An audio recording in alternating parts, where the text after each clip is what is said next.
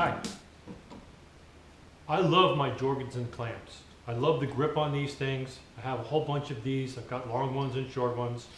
The grip is just comfortable and easy to apply pressure to whatever you're clamping. Problem is, they're a little bit expensive. And I already have a whole bunch of these with the wooden handles. The problem with the wooden handle is if you've got big hands, and even if you don't, these grips are only about 3/4 of an inch in diameter. And they're nice, smooth, birch, I think, or ash. And when you go to clamp down on anything, at least I find, I can't get a lot of pressure on it. I spend more of my energy squeezing the handle so that my hand doesn't slip on the wood than I do actually applying clamping pressure to my project. If these handles were a little bit more like these handles, where they had some ribs and some rubber and some grip on it, that would be so much better. So my idea was to retrofit, because I had one of these clamps that got a little too close to whatever we were heating, and the torch actually burned away a good chunk of the wood. So the handle is kind of useless. So my idea was drill out the little rivet, pull the handle apart, turn on the lathe a brand new handle that's fatter, that my hand can fit around better and get a better grip, and that will solve my problem. So I did that. I made this clamp, and I had some leftover pieces of wood, some walnut and some maple, and I made this this really nice handle. And it's pretty, and it's nice and big. My hand fits on it nice. I can get a good grip on it. Problem is, it's also smooth. And so even though it's a larger diameter, I tried clamping a few things and I found that my hands still slip on the slippery wood. So what's the solution? Well, one thing you could do, I guess, would be to sand a few flats on here and make it not round. That might help. But a better solution that I came up with that literally takes minutes and for pennies a clamp gives you almost the same kind of grip as I have with these Jorgensens. So what do I do? Well, I'm going to show you. I take a clamp like this. There's no special prep work that has to be done. You don't have to sand the handle. I would knock any little bits of glue or anything, any bumps and junk that's on there off, but that's about it. And then what I do is I went down to a local hardware store and I bought some shrink tubing. Just simple shrink tubing. This is 1-inch tubing that will shrink down to, I think, 1/2 of an inch, which is more than enough for this 3/4 inch handle. So what am I going to do?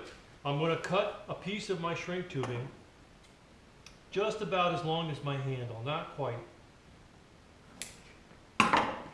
I don't want the shrink tubing to overhang the end of the handle. I want it to kind of come around on this radius here where it's rounded and just kind of seal off. Now I tried that on another one a while ago and it worked really well, but still didn't quite have the same grip as this, because this has got these embossed nubs on here that really kind of help with the grip. So I'm thinking, how can I do that? Perfect idea. I took, or you could take, some little pieces of wood, little scraps of wood. I tried some finishing nails, some mason's line, anything that you can put on your handle that'll give it some texture underneath the shrink wrap or the shrink tubing, and you wind up with a really nice grip. So what do? Well, the first thing I would do, and you don't have to CA glue these things down, but I found that they tend to not move around as much. It's a little easier to control them.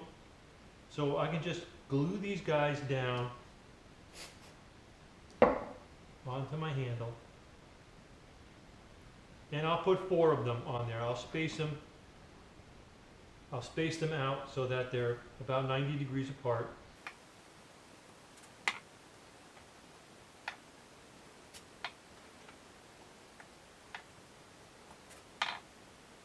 And do you know the trick with CA glue? If you accidentally glue your finger when you're holding something in place, don't pull like that kid in that Christmas story where he gets his tongue stuck to the cold pole.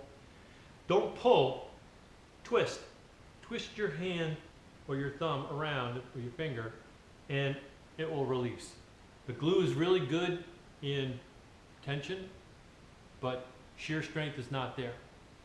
So, easy way to get your hand off if you get stuck to something. Okay, so now I've got my 4 pieces of wood glued around there. They could be finishing nails, they could be like just about anything, like I said. Then I want to put my shrink tubing over the top of that. So once you have your pieces of wood glued on there, I switched from this handle to this handle. This handle is apparently a little bit thicker, and so the shrink tubing wasn't going to fit on this. So I'd have to get a larger diameter shrink tubing. This is 1 inch, probably use 1.5 inches for some of these. So I switched it over to this one. Now we got to get our shrink tubing to just cover the handle. Once it's over the top of all of my little pieces of wood, and just, you want it to be just about even with the end of your handle, so that when it shrinks in, it comes around and comes around that radius. Okay, so we'll give it a little bit of heat. You could do this with a torch or a lighter. A little bit easier with the heat gun, a little bit more even.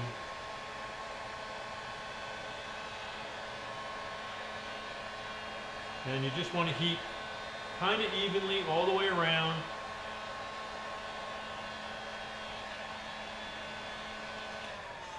And that's all it takes.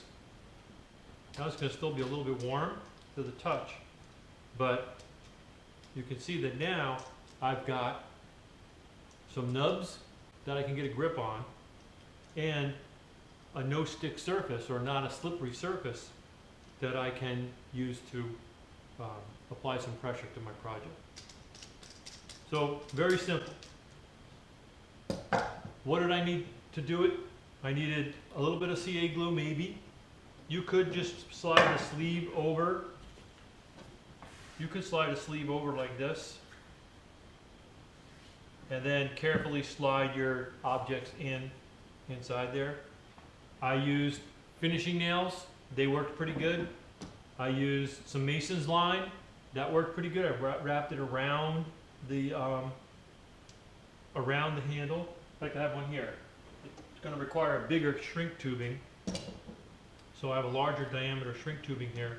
This is way larger than necessary for this, but it shrinks down so much that it will still shrink enough to cover that handle.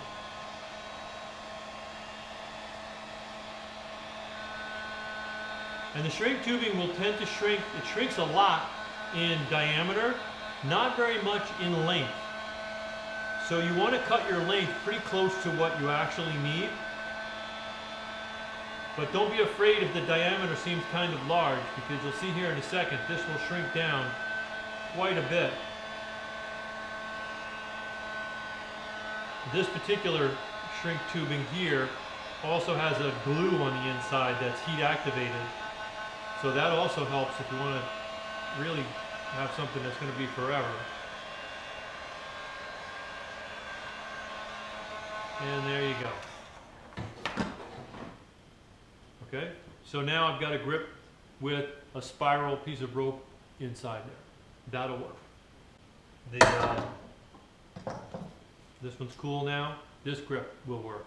So for just a few cents, I think the heat shrink tubing was maybe $8 for a 3 or 4 foot length, and I'm only using inches of it. Okay, and some scrap wood from the shop. I've got now some clamps that I'm happy to use. Almost as happy as these. I still love these clamps. These are my favorite. But I always avoided using these wooden handled F clamps because of that slip factor. Now I don't have it. So I hope this helps. Hope you can go home or go into the shop and now modify some of your clamps if you have any clamps that look like this, and get some new life out of them. Okay? Thanks for watching.